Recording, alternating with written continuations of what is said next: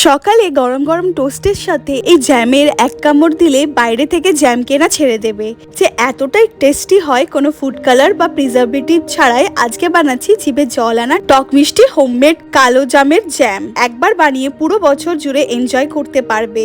Jam বানানোর জন্য প্রথমে আমরা নিয়ে নিচ্ছি এক বাটি কালো জাম। এবার জামের বীজগুলো আলাদা করে ছাড়িয়ে রাখবো। সবগুলো জাম ছাড়ানো হয়ে গেলে এবার এগুলো দিয়ে দেব একটা ব্লেন্ডার জারে। কোনো জল ছাড়াই এটাকে খুব ভালো ব্লেন্ড করে একদম স্মুথ একটা পিউরি বানিয়ে নিতে হবে।